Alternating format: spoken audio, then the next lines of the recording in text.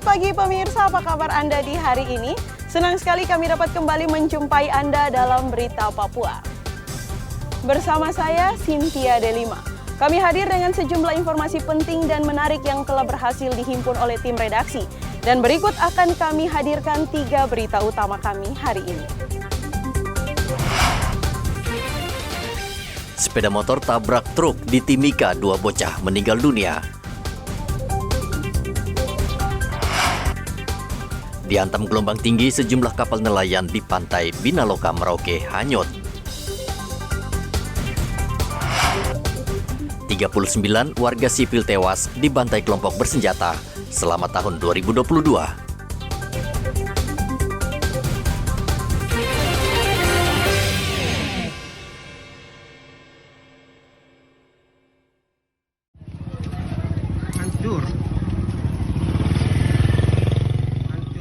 Kecelakaan yang melibatkan sepeda motor dan truk terjadi di Timika, Papua Tengah, merenggut nyawa 2 orang anak. Kecelakaan terjadi di Jalan WR Supratman pada Kamis kemarin. Saksi mengatakan sepeda motor yang dikendarai kedua bocah menabrak truk yang sedang berhenti. Kedua korban sempat dilarikan ke rumah sakit, namun nyawa mereka tidak tertolong. Polisi telah mengamankan barang bukti berupa sepeda motor korban dan tengah memeriksa pengemudi truk. Sementara itu di Manokwari, kecelakaan lalu lintas masih menjadi kasus yang menonjol. Polres Manokwari mencatat selama operasi lilin tahun 2022 terjadi 5 kecelakaan lalu lintas yang menyebabkan seorang korban meninggal dunia. Pelaksanaan operasi lilin Mansinam 2022 sampai dengan hari keempat, terutama pasca perayaan Natal tanggal 25 Desember yang telah kita lewati. Untuk kejadian kecelakaan, kurang lebih ada 5 kejadian kecelakaan, namun hal positif yang bisa kita catat bersama bahwa sampai dengan hari kelima ini tidak ada terjadi peristiwa kejadian kecelakaan yang menelan korban jiwa. Tidak sama seperti pelaksanaan operasi lilin Mansinam 2021 tahun sebelumnya yang kita harus mengakui bahwa telah terjadi korban kejadian kecelakaan meninggal dunia. Kami harap dengan adanya kejadian kecelakaan yang mungkin terjadi di bulan-bulan sebelumnya, di bulan Desember ini, khususnya selama pelaksanaan operasi lilin Mansinam 2022 tidak terjadi. Harapan kami pelaksanaan operasi ini, baik itu perayaan Natal maupun sampai dengan tahun baru, kita sama-sama bisa menjaga situasi arus lalu lintas di kota Manokwari yang kita cintai. Kecelakaan sebagian besar disebabkan pengendara yang ugal-ugalan dan mengendarai motor dalam kondisi mabuk. Igobat Momolin dan Edi Musahidin melaporkan dari Mimika dan Manokwari.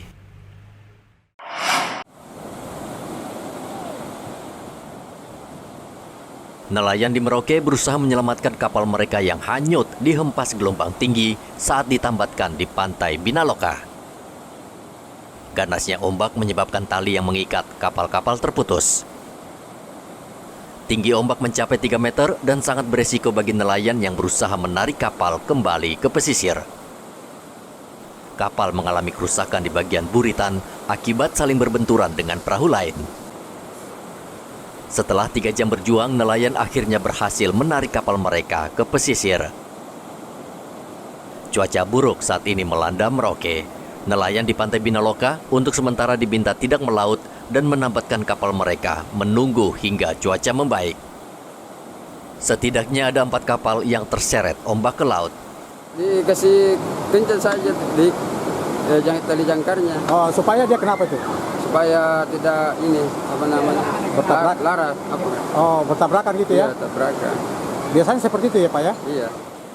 Kantor Kesyah Bandaran dan Otoritas Pelabuhan Merauke mengeluarkan surat yang melarang semua pemilik kapal tanpa terkecuali nelayan untuk tidak melaut, termasuk di perairan Arafuru akibat cuaca buruk yang terjadi akhir-akhir ini. Surat ini dikeluarkan berdasarkan pantauan BMKG dan berlaku hingga cuaca betul-betul aman dan membaik. Muhammad Ridwan melaporkan dari Merauke, Papua Selatan.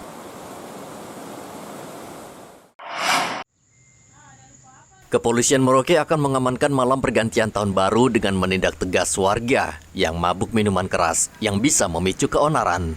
Sebagai langkah pencegahan, Polsek Merauke Kota melakukan razia minuman keras di Kelurahan Samkai dan Kelurahan Lampu 1. Polisi menyita puluhan jerigen berisi minuman keras jenis tuak atau yang biasa disebut sagero. Ada 3 tempat yang kami temukan pohon kelapa yang dimanfaatkan oleh masyarakat dengan hal yang negatif, di mana diantaranya TKP yang pertama kami menemukan 5 pohon kelapa yang berbuah gen, yakni Milo jenis Sagero sekitar 15 liter. Kami turunkan dari pohon kelapa, langsung kami musnahkan di tempat dan disaksikan langsung oleh pemilik. Kemudian untuk TKP yang kedua kami menemukan 1 pohon kelapa dengan ukuran 5 liter Sagero. Demikian hal yang sama kami turunkan dan kami musnahkan di tempat dan disaksikan juga oleh pemilik langsung, dan ada beberapa juga yang pemiliknya kabur karena langsung ketakutan pada saat melihat kami dari Polsek Merauke Kota melaksanakan razia. Kemudian untuk TKP yang ketiga ini termasuk banyak di Jalan Gang Neraka untuk pemilik sendiri atas nama Bapak Marka. Nah, kemudian di situ kami mendapati ada 18 pohon kelapa dan semuanya full ada gen di pohon kelapa itu, dan kami dibantu juga oleh pemilik untuk sama-sama manjat pohon kelapa dan menurunkan Sagero, yakni diantaranya terdapat total 30 liter dari 18 pohon kelapa. Dalam razia, puluhan jerigen berisi tuak langsung dimusnahkan. Polisi juga mengamankan beberapa orang yang diduga memperjualbelikan minuman tuak ini untuk diperiksa. Setiap perayaan pergantian tahun, sebagian warga Merauke merayakannya dengan minuman keras, namun tidak jarang pesta mabuk-mabukan tersebut memicu keonaran dan kecelakaan lalu lintas. Muhammad Ridwan melaporkan dari Merauke, Papua Selatan. Kepolisian daerah Papua mencatat sepanjang tahun 2022, aksi kelompok kriminal bersenjata KKB mengalami penurunan dibandingkan tahun lalu. Tahun ini kejahatan yang dilakukan KKB terhitung 90 kasus bila dibandingkan tahun lalu yang mencapai 106 kasus. Kendati menurun, namun kekejaman KKB selalu merenggut korban jiwa, baik warga sipil maupun polisi dan tentara. Selama tahun 2022 tercatat 10 tentara meninggal dunia dan 14 orang terluka. Begitu juga polisi, tercatat ada 4 polisi meninggal dan 3 orang luka-luka. Sementara warga sipil yang meninggal dunia mencapai 39 orang dan 10 orang luka-luka. Sebaliknya, KKB hanya kehilangan 5 anggota. Kapolda Papua Irjen Matius Fakiri mengatakan, umumnya daerah yang menjadi sasaran KKB ini adalah wilayah pegunungan Papua. Pihaknya memperkirakan pergerakan KKB di tahun 2023 mendatang masih menjadi ancaman bagi masyarakat setempat. Berbagai kasus yang terjadi, saya selalu berkomunikasi aktif kepada bupatinya untuk menyampaikan langsung kepada ipangnya, kepada keluarganya, karena itu adalah satu lain, bahkan itu kepada kita kamu karena hubungan orang tua. Dan itulah yang memang kita lihat dari waktu ke waktu makin turun. Dan tentunya dengan pemekaran ini, saya berharap bisa kita membagi gangguan itu, mudah-mudahan mereka bisa kembali. Di sisi lain, kami aparat TNI Polri, kami berusaha sekecil mungkin untuk menghilangkan atau meniadakan adanya aliran amunisi, adanya penjualan senjata api, sehingga kita bisa memutus mata rantai yang selama ini terjadi. Yang paling penting sebenarnya kita bisa mengawasi secara ketat alur daripada amunisi. Kenapa? Kalau amunisi tidak ada, tentunya sebagaimana yang ada di Serui itu banyak senjata zaman Belanda untuk mas kawin. Nah ini juga mungkin bisa jadi mata untuk mas kawin. Kan tidak mungkin di gunung atau di mana itu mereka produksi senjata api, produksi amunisi. Karena amunisi itu kan dapat daripada organik TNI Polri. Sehingga inilah kita berpengawasan ketat. Polda Papua sejauh ini masih mengedepankan pendekatan kesejahteraan dan humanis dalam menangani KKB. Kapolda sudah meminta pemerintah daerah, khususnya Bupati, SKPD, dan DPRD, untuk ikut membantu agar masyarakat tidak canggung terlibat dalam kegiatan kepolisian. Dari Kota Jayapura, Papua, Hendra melaporkan.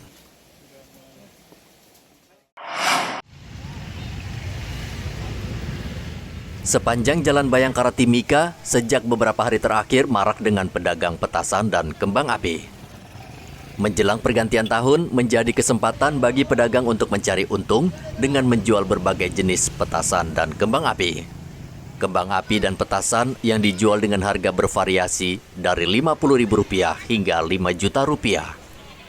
Pedagang mengaku bisa mendapatkan omset penjualan hingga Rp3 juta per hari. Tidak heran banyak pedagang atau warga yang beralih profesi sementara ke usaha musiman ini.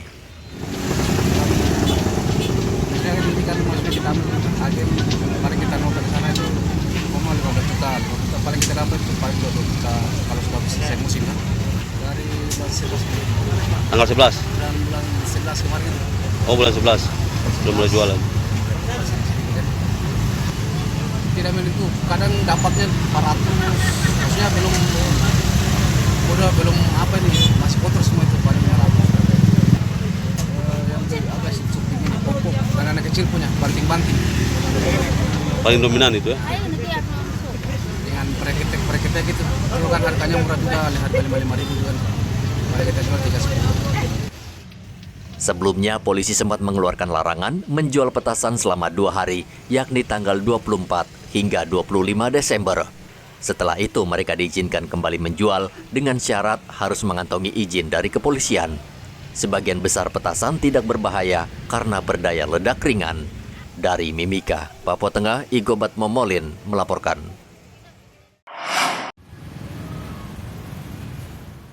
Nasi bambu merupakan panganan yang tidak terpisahkan bagi warga Timika untuk merayakan Natal dan Tahun Baru.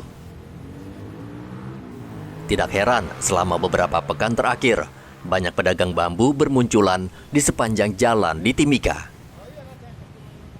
Bambu dijual dengan berbagai ukuran dan harganya pun bervariasi. Samsu, salah satu pedagang, mengaku bisa meraup untung hingga Rp7 juta dari penjualan bambu ini. Samsu yang sejak tahun 2017 berdagang bambu, ia tak mau melewatkan kesempatan dengan menyediakan 1.000 batang bambu. Tahun 2017. Satu bambu kau jual berapa? Kalau saat ini 15. Kalau kasih dipisahkan 10.000. Ada yang 2.15. Dari kemarin hari raya Natal sampai sekarang banyak laku kah? Ya, alhamdulillah. Kemarin ada yang 700 lebih, ada yang 800, ada yang 1 juta, ada yang 5 juta. Jadi per hari itu pasti ada saja? Ya, ada. Yang kecil, agak sedikit kecil begini 2.15. Yang agak sedikit besar 15.000 satu. Siap tuh 10.000. Ini dia punya kebetulan kan? Iya. Ada yang ini satu hari yang kita akan ini ada berapa banyak kira-kira? Ada 1.000 lebih. Kemarin juga jumlahnya? Kemarin sedikit. Kali 100. Nasi bambu merupakan makanan yang populer di Papua dan di sejumlah daerah di Indonesia. Sebelum dimasukkan ke dalam bambu, beras diberikan bumbu, lalu dibakar selama beberapa jam. Biasanya nasi bambu ini dimakan bersama dengan penganan lain. Dari Mimika, Papua Tengah, Igobat Momolin melaporkan.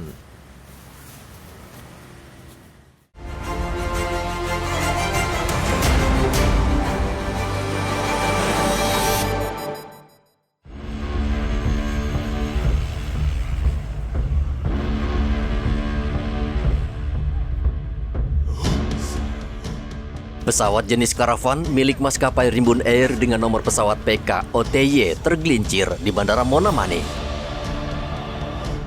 Pesawat berangkat dari Timika menuju Dogiai. Angin yang sangat kencang mengakibatkan pesawat kehilangan kendali saat mendarat hingga akhirnya menabrak pembatas runway. Tidak ada korban jiwa dalam peristiwa itu. Pilot dan kopilot selamat. Pesawat itu membawa sembako dari Timika ke Kabupaten Dogiai.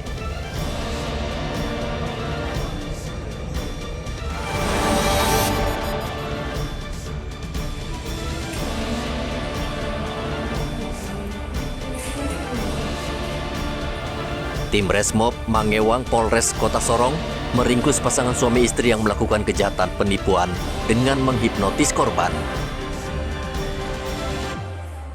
Kedua pelaku ditangkap di kota Medan, Sumatera Utara. Pelaku beraksi di dua lokasi kejadian di kota Sorong dan kerugian yang diderita korban mencapai 120 juta rupiah. Saat ini polisi masih mengejar satu orang pelaku yang merupakan bagian dari komplotan ini.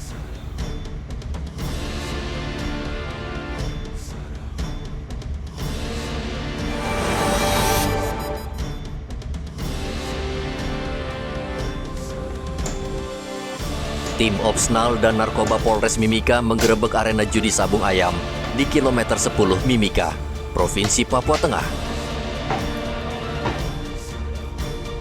Petugas membongkar lapak judi sabung ayam setelah sepekan beroperasi. Seluruh peralatan dibakar untuk memastikan agar judi sabung ayam ini tidak lagi beroperasi.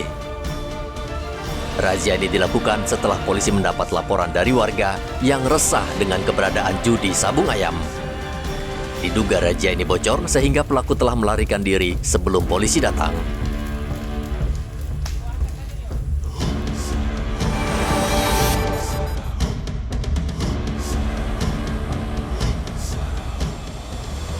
Tiga kapal milik nelayan hancur berkeping-keping dihantam gelombang laut saat ditambatkan di tepi pantai Lampu 1, Merauke.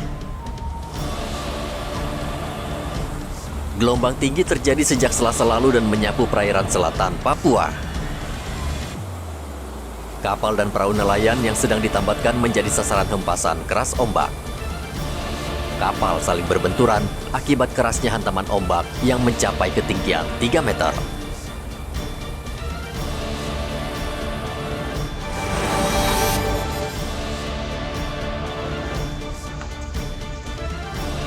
...294 warga binaan di Lapas Kelas 2 Merauke, Provinsi Papua Selatan, mendapat remisi atau pengurangan masa hukuman sebagai kado Natal dan Tahun Baru.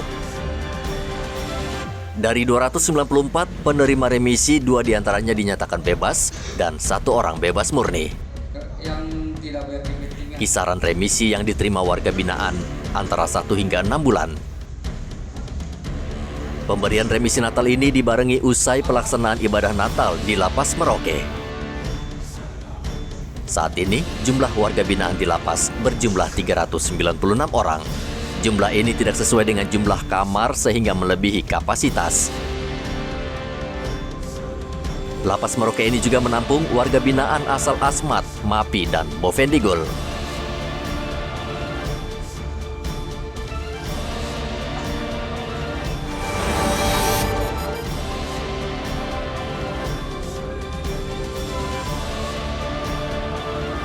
Ribuan umat Kristiani di Merauke memadati Gereja Katedral Merauke untuk melaksanakan ibadah Misa Natal. Namun, karena jumlah jemaat yang membludak, sebagian jemaat terpaksa beribadah di jalan raya di tengah guyuran hujan.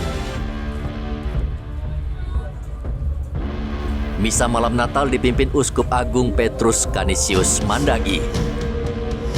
Meski diguyur hujan, ribuan umat di Merauke tetap antusias mengikuti ibadah misa malam Natal di Gereja Katedral Merauke, Papua Selatan.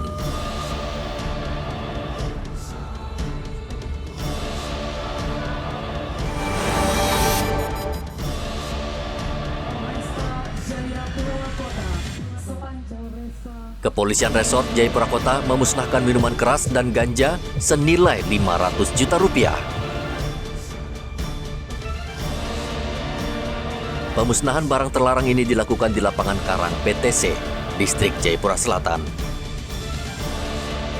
Ganja dan minuman keras ini merupakan hasil sitaan yang dilakukan Satuan Narkoba Polres Jayapura Kota selama 6 bulan terakhir. Pemusnahan dilakukan dengan cara dihancurkan dan dituangkan ke dalam tanah, sementara ganja dan obat-obatan terlarang dimusnahkan dengan cara dibakar. Narkotika yang dimusnahkan yakni ganja seberat 18 kg, minuman keras ilegal sebanyak 1.300 botol, serta ratusan liter miras oplosan. Barang terlarang ini disita dari sejumlah tempat, diantaranya tempat hiburan malam, pelabuhan, apotek, hingga penangkapan terhadap pengedar ganja.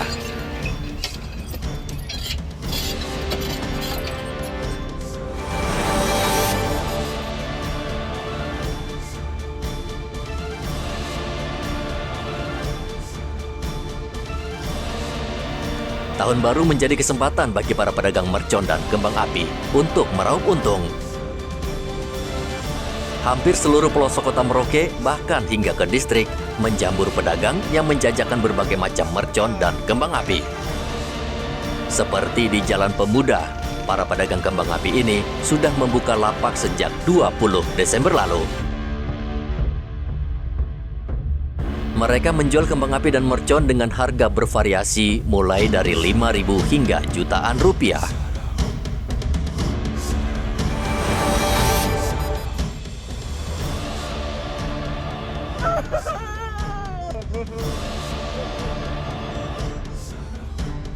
Santa Claus selalu hadir ketika Natal tiba, dan kehadirannya sangat ditunggu anak-anak di kampung terpencil Waloni di distrik Ilaga, Kabupaten Puncak. Untuk merayakan Natal bersama anak-anak dan warga, sejumlah personel Satgas Yonif Rider 303 SSM Pos Waloni menjadi Santa Claus, mendatangi gereja dan rumah-rumah dengan membawa sekarung kado Natal. Kedatangan Santa Claus ini tentu disambut gembira, khususnya anak-anak. Mereka sudah menanti lama untuk kado yang akan diberikan Santa.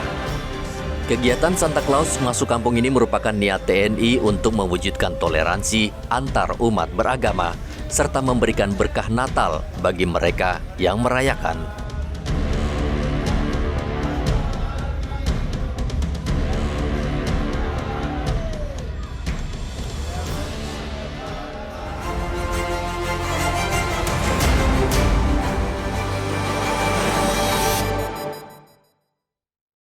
Pemirsa, berita yang baru saja Anda saksikan sekaligus menjadi penutup jumpa kita dalam Berita Papua hari ini. Bersama kru yang bertugas, saya Cynthia Delima mengucapkan terima kasih atas perhatian Anda. Kami pamit undur diri, selamat pagi, semangat pagi, Wanyambe.